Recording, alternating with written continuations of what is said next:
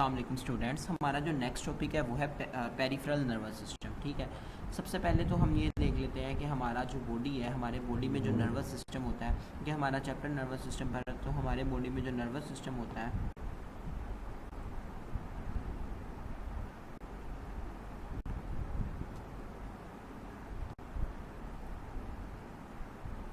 Nervous system ये दो type का होता है। कितनी टाइप्स का होता है? दो टाइप्स का। एक का नाम होगा सेंट्रल नर्वस सिस्टम और दूसरे का नाम क्या है? Peripheral nervous system. Central nervous system में आते हैं ब्रेन और स्पाइनल कोड आते हैं। ठीक है, जो हमारे कोऑर्डिनेटर हैं और हमारे जिस्म के तमाम एक्शंस को परफॉर्म करने की जिम्मेदारी इनकी है। मतलब सारे एक्शंस को कंट्रोल यही करता है कौन? सेंट्रल वाले, यानी ब्रेन और स्पाइनल कोड। सेकेंड जो सिस्टम है वो है peripheral nervous system. Peripheral nervous system में बेसिकली दो चीज़ें पाई जाती है, नर्व्स और गैंग्लियन। ये क्या करते हैं? मैसेजेस को ब्रेन और स्पाइनल कोड से दूसरे हिस्सों तक पहुंचाने में काम करते हैं। ठीक है, अब आपको समझ आ गई होगी कि हमारा नर्वस सिस्टम क्या है और पेरिफेरल नर्वस सिस्टम क्या है।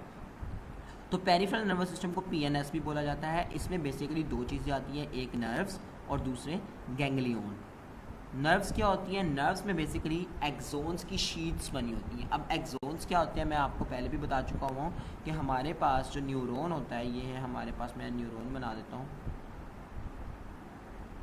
न्यूरॉन का ये जो नीचे वाला लंबा हिस्सा होता है इसको एक्सोन बोला जाता है। ठीक है, ये जो एक्सोन्स होते हैं, इन एक्सोन्स को अगर किसी शीट में लपेट दिया जाए उसको बोलते हैं शीट बन जाना। ठीक है, तो उसको हम बोलते हैं नर्व्स। यानी एक्सोन्स को अगर किसी शीट में लपेट दिया जाए इस तरह से, तो जो हमारे पास एक चीज़ बनती है उसे हम नर्व बोलते हैं। इसी तरह ये जो सेल बॉडीज़ हैं, इन सेल बॉडीज़ को भी एक शीट में लपेट दिया जाए तो उससे हमारे पास जो चीज़ बनती है उसे गैंग्लियन बोला जाता है। ठीक है, तो इसमें हमारे पास पेरिफेरल नर्वस सिस्टम में दो चीज़ें पाई जाती हैं। एक हमारे पास है sheet of axons and the second one is sheet of cell bodies जो गैंग्लियंस होती हैं। ठीक है, अब हम बात करते हैं नर्व्स की। गैंग्लियन आपके सिलेबस का पार्ट नहीं है और आप उसे डिटेल में नहीं पढ़ रहे हो, लेकिन हम नर्व्स को पढ़ेंगे। नर्व्स क्या होती है और कितनी टाइप्स की होती है। नर्व्स दो टाइप्स की होती हैं, एक को हम बोलते हैं स्पाइनल नर्व्स और second one is cranial nerves. Spinal nerves वो नर्व्स होती हैं जो कि स्पाइनल कोड से निकलती हैं और क्रेनियल नर्व्स वो नर्व्स होती हैं जो कि ब्रेन से निकलती हैं। ठीक है, हमारे जिस्म में क्रेनियल नर्व्स के 12 पेयर्स हैं और स्पाइनल नर्व्स के 31 पेयर्स हैं। हमने नर्व्स के डिफरेंट टाइप्स पढ़ी थी। जो स्पाइनल नर्व्स होती हैं ये मिक्स्ड नर्व्स होती हैं, लेकिन क्रेनियल नर्व्स फर्दर दो टाइप्स की होती हैं, sensory nerves and motor nerves. Mix nerves के बारे में मैं आपको पहले बता चुका हूँ कि मिक्स नर्व्स वो नर्व्स होती हैं जिनमें सेंसरी भी होती है और मोटर भी होती है, कोई खास डिफ्रेंसिएशंस नहीं होती है, जिस तरह हमने स्पाइनल कॉर्ड के टॉपिक में पढ़ा था। लेकिन क्रेनियल नर्व्स फर्दर दो टाइप्स की हैं, सेंसरी नर्व्स और मोटर नर्व। सेंसरी नर्व वो नर्व्स होती हैं जो कि रिसेप्टर से मैसेज को कोऑर्डिनेटर के पास लेकर जाती हैं। रिसेप्टर जैसे कि हाथ, आपके हाथ वगैरह, यहाँ से मैसेज को कोऑर्डिनेटर तक लेके जाएंगी। कोऑर्डिनेटर कौन है? हमारे पास सीएनएस वाला, लाइक हमारे पास ब्रेन या स्पाइनल कोड। यानी जो रिसेप्टर से हाथ से मैसेज को लेकर जाएंगी दिमाग तक या स्पाइनल कोड तक, उनको हम सेंसरी नर्व्स कहेंगे। मोटर नर्व्स वो होती हैं जो दिमाग से मैसेज को या हमारे सेंट्रल नर्वस सिस्टम से या स्पाइनल कोड से मैसेज को इफेक्टर तक लेकर जाती हैं। इफेक्टर जैसे हमारे मसल्स होते हैं, ठीक है, उनको हम क्या बोलते हैं? उनको हम मोटर नर्व्स बोलते हैं। ठीक है, मोटर नर्व्स फर्दर दो टाइप्स की होती हैं।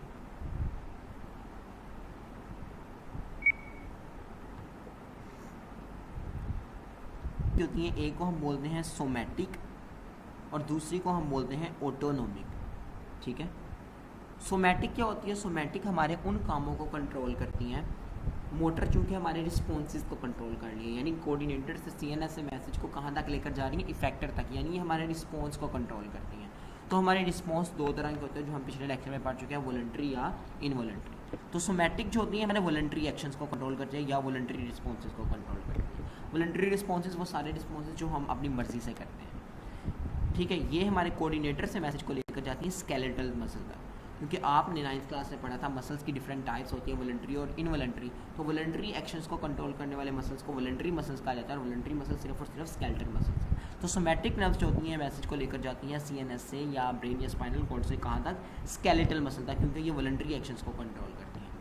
ऑटोनॉमी की अगर हम बात करें तो ये हमारे इनवॉलंटरी एक्शंस को परफॉर्म करती हैं, यानी ये हमारे कोऑर्डिनेटर से या सीएनएस से मैसेज को लेकर जाती हैं स्मूथ मसल्स और कार्डिक मसल तक। आपने पढ़ा था इनवॉलंटरी मसल दो टाइप्स के होते हैं आगे, कार्डिक मसल्स और स्मूथ मसल्स।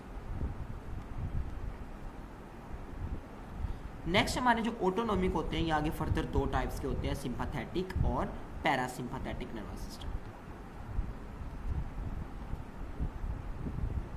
सिंपैथेटिक और पैरासिम्पैथेटिक को मैं एक्सप्लेन करता हूँ। सिंपैथेटिक नर्वस सिस्टम जो होता है हमारा, ये इमरजेंसी, अब देखो हाँ, ये हमारे उन कामों को कंट्रोल कर रहे हैं, सिंपैथेटिक भी और पैरासिम्पैथेटिक भी, जो हमारे कंट्रोल में नहीं होते, इनवॉलंटरी होते हैं। तो इनवॉलंटरी काम भी दो तरह के होते हैं, एक वो काम जो हम इमरजेंसी सिचुएशन में करते हैं, एक हमारे नॉर्मल बॉडी के अंदर हो रहे होते हैं। तो सिंपैथेटिक नर्वस सिस्टम हमारे उन कामों को कंट्रोल करता है जो कि हम इमरजेंसी सिचुएशन में करते हैं, जबकि पैरासिम्पैथेटिक सिस्टम हमारे उन कामों को कंट्रोल करता है जो कि नॉर्मल कंडीशन में हम कर रहे होते हैं। जैसा कि आप के पीछे कोई डॉग लग गया है, तो अब उस केस में आप इमरजेंसी सिचुएशन में आ गए हो, ठीक है, तो इस केस में आपके जो इनवॉलंटरी एक्शंस हो रहे होंगे उनको कौन कंट्रोल करेगा? Sympathetic nervous system.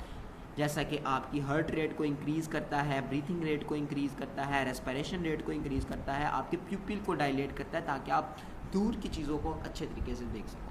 इस तरह आपकी डाइजेशन को स्टॉप कर दिया जाता है ताकि ज़्यादा से ज़्यादा एनर्जी जो है वो सिर्फ और सिर्फ भागने दौड़ने में यूज़ की जाए।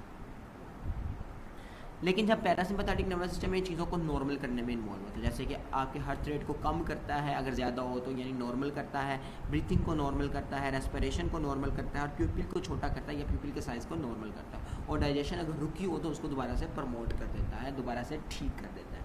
तो इस तरह से हमारे ये दो सिस्टम भी काम करते हैं। तो गाइस इस वीडियो को मैं यहाँ पर एंड करता हूँ, मिलते हैं नेक्स्ट वीडियो में, तब तक के लिए अल्लाह हाफिज़।